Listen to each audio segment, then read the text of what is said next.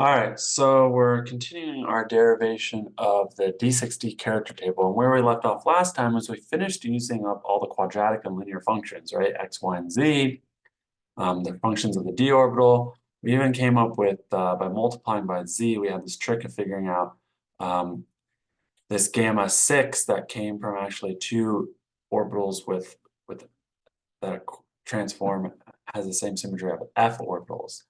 And actually how we're going to get gamma 7, the last one with dimensionality 2, is we're going to do also have to invoke an f orbital function. So you'll have to look these up to test them. Probably you're not, most people aren't too familiar with these. But first function is y times 3x squared minus y squared. And so this is obviously a pretty complicated function. So we want to be strategic here and try to use some tricks so that we don't have to do too much math because it'll take us a really long time, especially doing this by hand. Problem is, if we look at S12, that's going to have a C12 embodied in it. It's going to have rotation, a bunch of trigonometry. So is C6, but S4 isn't. So what we're going to do is we're going to actually start with S4. Remember, in S4 is a C4 followed by a sigma H. A sigma H in this case doesn't do anything, right? Because as we've been talking about in the previous videos, the sigma H, well, that's a horizontal mirror plane with respect to the Z, which is the principal rotation axis. A horizontal mirror plane perpendicular to the principal rotation axis. So the vectors x and y are in that mirror plane. So this is a function that only contains x and y. Yes, it's cubic, but it only contains x and y. And so sigma h doesn't do anything. So this S4 behaves just like a C4. The sigma h doesn't do anything. And we know what sigma h does to x vectors and y vectors. To the x vector, it rotates it 90 degrees into y. And for the y vector, it rotates it 90 degrees into negative x. Or at least that's with one rotation. We could also rotate the other way for both of them, as long as we're internally consistent. But let's just do it this way. So x goes to y, and y goes to negative x. And what's nice about this is that even though we have a very complicated function, this is a very simple relationship. And so now we can say, hey, how does this cubic function transform with the S4? Well, x goes to y, so and y goes to negative x. So that y becomes a negative x. This x becomes a y squared. That 3x squared becomes a y squared, and this becomes what? A quantity negative x, right? Y went to negative x. Well, quantity negative x squared is just x squared. So I can simplify this. It's this. Then we can multiply that out, and that's going to give us 3xy squared minus x cubed. And if we factor out an x,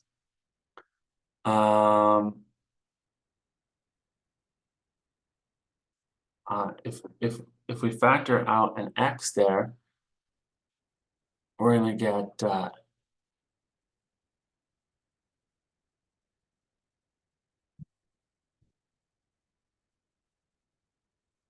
what we can do is we can factor out a negative x. That's what we want to do. Factor out a negative x, and then we're going to get a x squared minus 3y squared.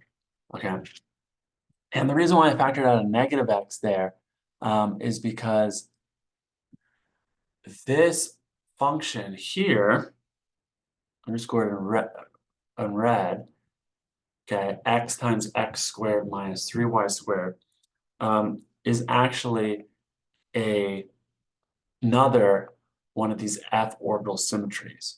And so in other words, what that tells us is, just like we've been showing many times with these dimensionality of two irreducible representations, there's two functions that transform here. And we found that function here is the other f orbital. Okay. So these two functions transform together. So that tells us that we have to then check how this function transforms. Well, x goes to y, x squared, so that becomes a y squared, and this becomes, y becomes a negative x, so quantity of negative x squared, that became y times y squared minus 3x squared.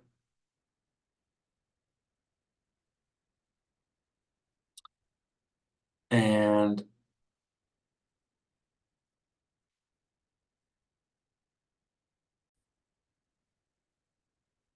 okay, and so what is this function? Well, that is looking very similar if we just change this to be a negative y, we'll get 3x squared minus y squared here. So again, this red function here is this function. So in other words, we have a matrix now, 2 by 2 matrix that we can write, just like we always do. It's just, much more complicated functions here.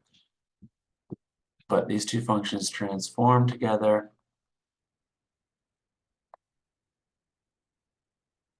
And so we have a matrix that actually looks like this. Off diagonal components are -1 because they went to the negative of each other. But the on diagonal components are 0. So that means the chi of the character of the trace of this matrix, 2s4 is just, sorry, of the s4 operation, which is in the 2s4 class, is just equal to 0 plus 0, which equals 0. So under s4 here, I can put a 0. So that was, relatively painless compared to how it could be. Another relatively painless one is going to be the C2. So let's check out the C2. The C2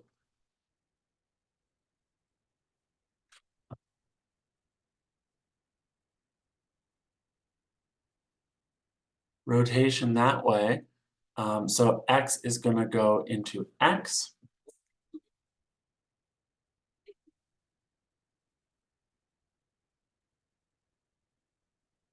But the y is going to flip. Right? We've done this many times before. Y is going to flip into the negative of itself.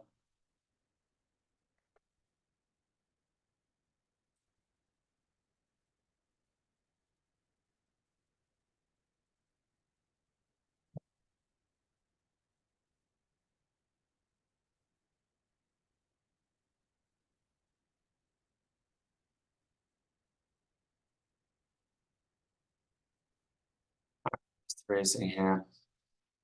It's going to be the same sort of algorithm here to get our final answer. We now know how these functions transform with one another, and this is a C2. We're doing here actually a C2 prime is how we did it.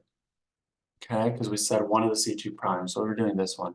One of the C2 primes is coincident with the x, if you remember from the previous portions of this video. So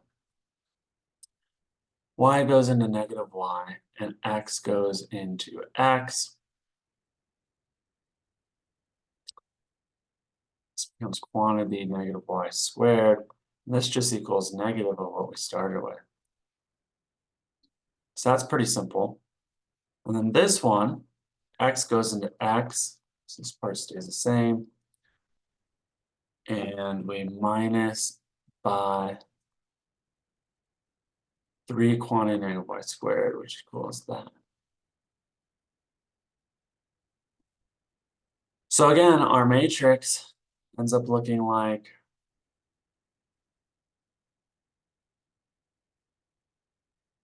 two functions here. Takes a while to write these out. But we're going to be timesing them by the first one went into the negative itself, so it's a -1 on the diagonal. And the last one, second one went to the positive of itself. So if we take the trace of this matrix, it's just -1 plus 1, which equals 0. So this value is 0. Let's do not the C2 prime now, but the C2 that's coincident with the z-axis. So that's this C2. And so now we're spinning 180 degrees, right? Along the z-axis, we have C2 still. Keep this the same. Won't be all this writing. This will carry over. But just visualizing this quickly, we've done this before. Oops.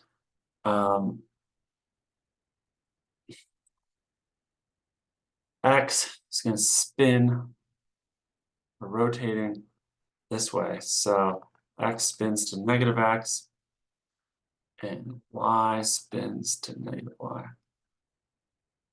So these become negatives. So this becomes -y, 3 quantity -x squared minus -y squared. -y, 3x squared minus y squared. So we got back the negative of itself. So we can put a -1 here actually in the 0. We already figured that one out. And then this one is going to be quite similar. We have -x squared here minus 3 times -y squared. And that just goes -x squared minus 3y squared. So it went with the negative of itself. And so this is going to give us a trace of the matrix of being -2, -1 plus -1. Okay, so at this point, all the other ones are going to be some gnarly math. And so what I recommend that we do at this stage is just stare at this for a while and try to figure out math that works, that is compatible with our other character table rules. So we're going to kind of puzzle it out now that we got it started, right? And so we can also use some pattern recognition here to just help us. Okay. What can we notice? One thing that I notice is that all of the dimensionalities, all of the irreducible representations that have dimensionalities of 2, there's 5 of them, right? We've derived 4 of them, and all of them have zeros, double zeros on both of these components. We figured out this one. I'm willing to take a gander, at least a guess, that this is going to be a 0 here. Okay, and so I'm going to use a different color just while we're guessing. Okay, and then what we want to do is figure out things that you always want to look at gamma 1, right? We know that all the dot product has to be 0, so the dot product gamma 1 dotted with gamma 7 has to be equal to 0. And gamma 1 is a really easy one to look at because it's 1s across the board, so it makes the multiplication easy. And these dot products, remember, are normalized for the number of operations in each class. And so we have a 1 here, 1 identity class, and 1 C2, okay? And so, and 6 and 6, well, these are zeros, so those cancel each other out. We had a 1 and a 1, so it's going to be a 1 times a 2 plus a 1 times a -2. Those cancel each other out. This was a 0, okay? And so what that tells us is that everything right now is already canceled out. So whatever values we have here, and all these are 2s, they have to cancel each other out also. So, if we want to be orthogonal with gamma 1, we can make them all 0s, for example. We can make them all 2s or all any values, and they would be orthogonal with gamma 1. We can make them -1 and +1 and -1 and +1. As long as 2 of them are one value and 2 of them are another value, they also cancel each other out. So what we know is that either two of them, either they come in pairs or all four of them. No, they actually, they all can be zero. They all can be zero, or they have to come in pairs that cancel each other out, right? Or somehow cancel each other out, all right? So that's sort of our first clue. And so if we keep, trying to go through this, what other things can we do in order to narrow this down? Okay, well, something that can help us here is to look at, okay, gamma 2. What about this idea that they're all zeros? That works for gamma 1. That's also going to work for gamma 2 because you have a positive 1 here and a positive 1 here.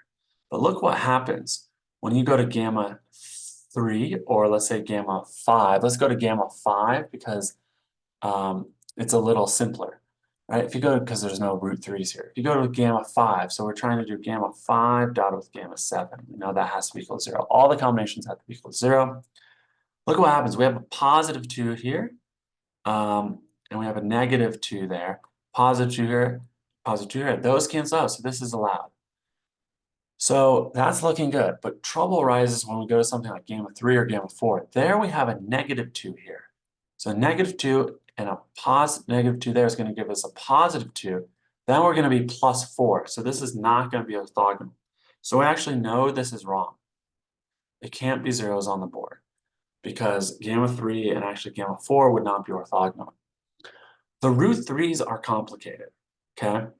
And so the root 3's tend to cause havoc, right? And so what are we going to do here? Either this is going to have a root 3 in it, or it's going to have a 1 or a negative 1 that then can cancel out with another one, right? Or it could have a 0. So, you just got to kind of try stuff here.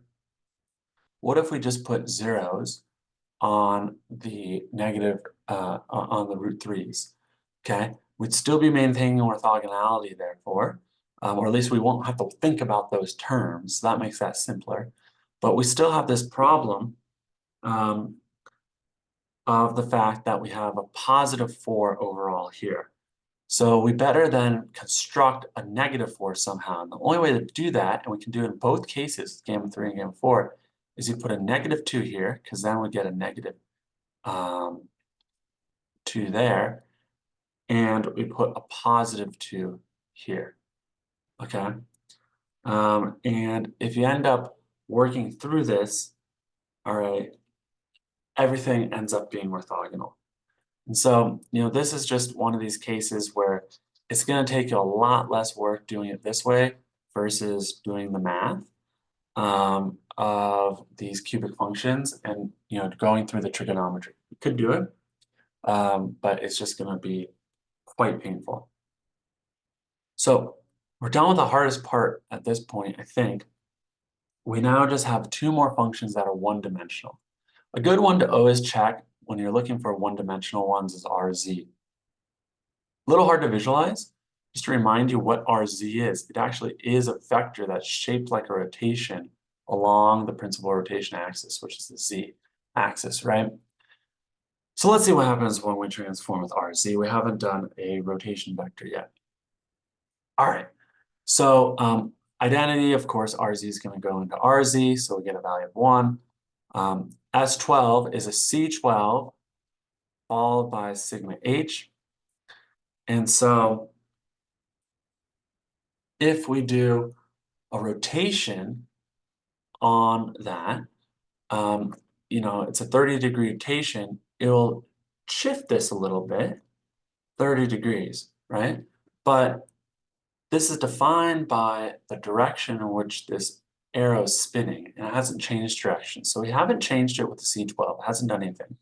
Now imagine we have this sigma H, and this is looking at itself in the mirror. It's going to still see itself like that in the same direction. So RZ is going to go to RZ.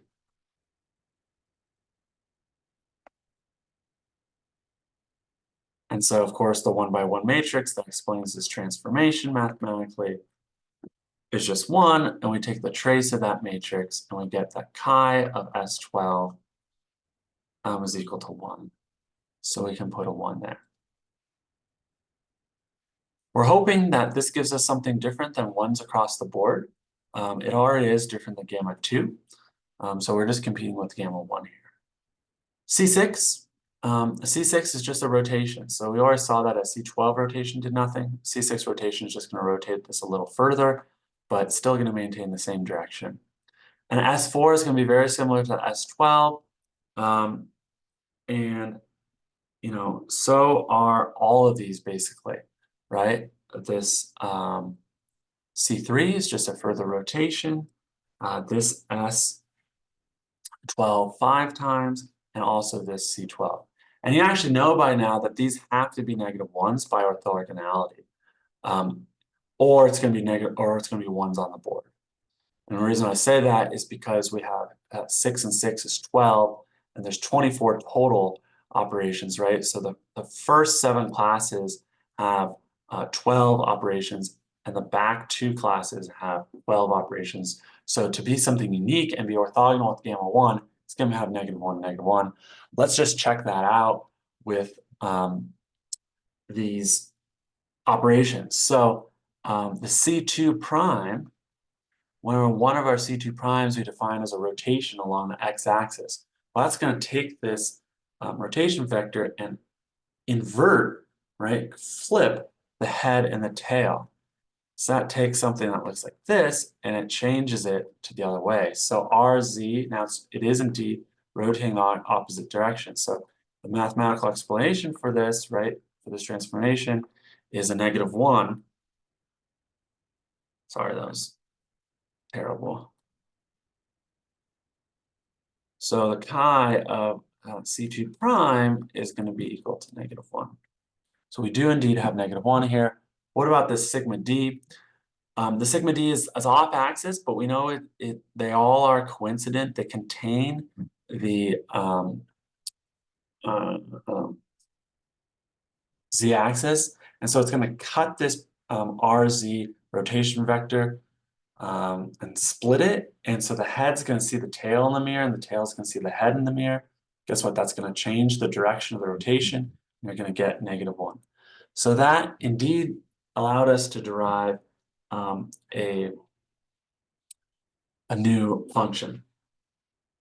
Okay, and then the last one is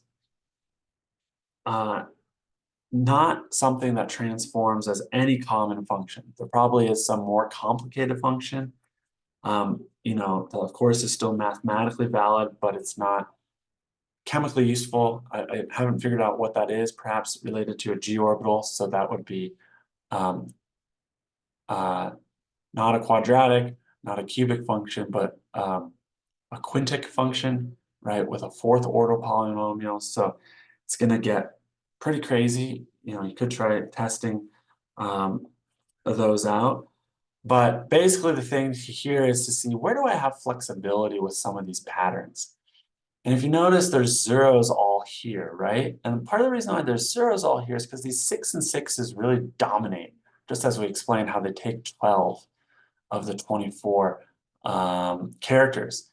And so if you look through this, there's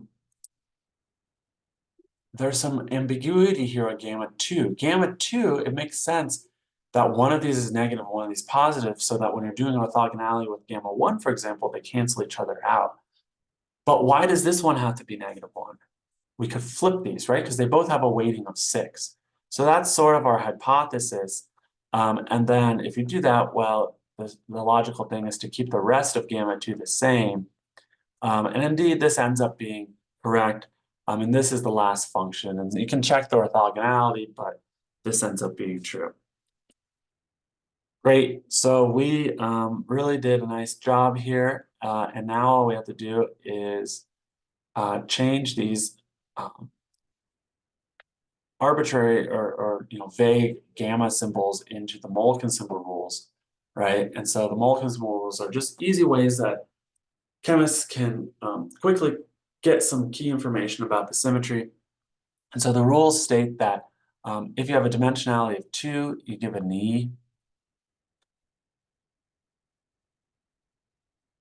So all 5 of these with values of 2 are going to be E's. This E is a Mulliken symbol E. Don't confuse it with the identity class E. And then you give it an A or a B if your dimensionality is 1. And if your principal rotation axis, in this case is an improper rotation axis, is symmetric, i.e. a positive 1, you give it an A. If it's a negative 1, you give it a B. It's a negative 1, so we give it a B. And then we use the perpendicular C2s to help us next. And so the perpendicular C2s, if you're symmetric with the perpendicular C2s, here you have a 1. You're going to give a 1 subscript. So 1 subscript, so B1. And if you're antisymmetric, i.e. a negative 1 with the perpendicular C2s, you're going to give it a 2. So this is the A2 Mulliken symbol and the B2 Mulliken symbol. What do you do for here? You have, for the E's, you have to do the same thing. You have to put subscripts. But all those perpendicular C2s are zeros. So what do? Well, it becomes arbitrary at this point. The rules, as far as I know, Mulliken symbol rules, as far as I know, are not well defined. And so people by convention for D6d just typically do it this way. But you may run into character tables where unfortunately they're named differently. So be careful about that. But people call this one that transforms as xy as E1, the x squared minus y squared, and xy1 is E2. The cubic one, well, the f orbital, more complicated cubic one is E3. A little bit less complicated one was E4 that we just multiply by z to get. And then this last one here, xz and yz are quadratic, is E5. So, there's no way to know this without looking at the table. These are just labels at the end of the day that help chemists differentiate between them. But in this case, the 1, 2, 3s, 4s, and 5s don't provide any meaning about the chemical makeup of this, and you could conceive of a character table where these were all scrambled in any way. So here is what we derived, and we basically got this exactly. We did all of this work. There's only a few cubic functions we didn't look at, and we didn't look at the Rx and Ry rotations, but they have the E5 symmetry. You can see the root 3s here popping up. So that's it. Hope you enjoyed this longer derivation.